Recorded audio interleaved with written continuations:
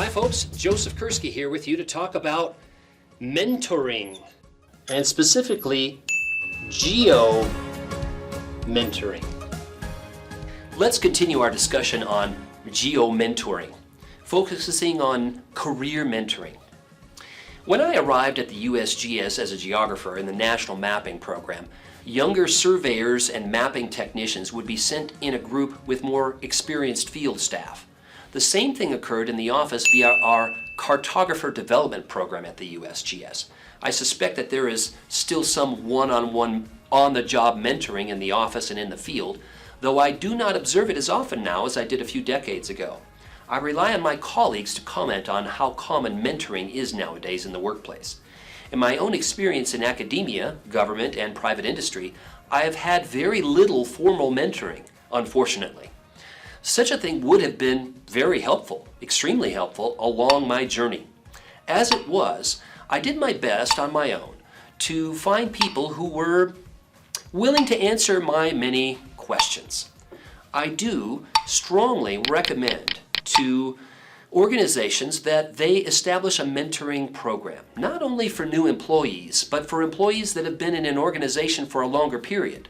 In fact, I believe organizations could more easily thrive and achieve their missions more efficiently and with less productivity lost through workplace stress if they establish mentoring programs for all employees. Mentoring is especially important in a field such as geotechnology, where the tools, expectations, audiences, workflows, and background of employees and customers and clients is in a continual state of flux. Let's chat about mentoring in education for a while. One-on-one mentoring has a long history in geospatial education.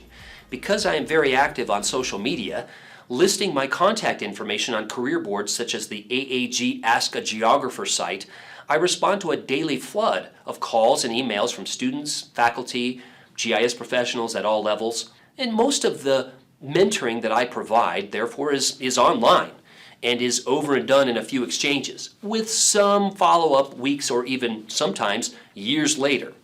I am involved in a few programs that have connected me with students on a regular basis. Through Nepris, nepris.com, for example, I teach virtually on topics that are in my area of expertise, such as population, natural hazards, hydrology, land use, GIS, and urban forms. A colleague of mine set up a similar program called Mentored Pathways, and I have had the pleasure of mentoring several secondary school students through it. It's been a real joy. The professionals in these programs are all vetted and insured, safe people to be working with students. And the interaction these programs focused on students under 18 years of age is passed through the teacher and program coordinator for safety reasons.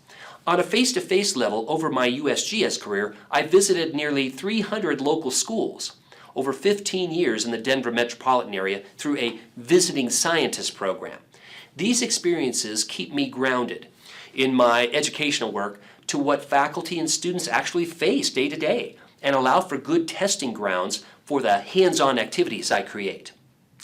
AAG and ESRI collaborate to host the Geomentors program, geomentors.net, to connect teachers and GIS professionals to foster the use of geotechnology or GIS technology and spatial thinking in primary and secondary schools. Some mentoring to schools and universities also occurs through the long-running GIS Corps, CORPS, giscorps.org, from URISA, Urban and Regional Information Systems Association. These programs have impacted hundreds of educators and thousands of students over the years. Geomentors help gather geospatial data for educators. They assist with field trip planning. They assist with geocoding or setting up an ArcGIS online organizational account. And they give presentations focused on careers or other topics. The challenge facing these programs is not the lack of professionals willing to mentor educators, understandable given my earlier statements about the long history of the geospatial community to share and give back. Rather, folks, the challenge is the relative lack of educators, to be honest, registering on sites such as this and saying, yes, I could use some help. Why is this? Well, educators are certainly as busy as GIS professionals And implementing GIS in schools is no small task. It's a challenge.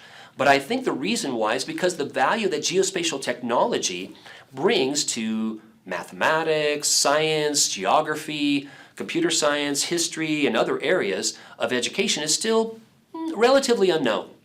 Raising awareness of this value is therefore a chief goal of my education industry team.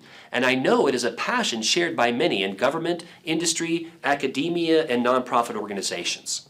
In conclusion, I encourage you to seek opportunities to mentor people within your organization and the broader geospatial and education community beyond it. The health and progress of our profession, in part, hinges upon it.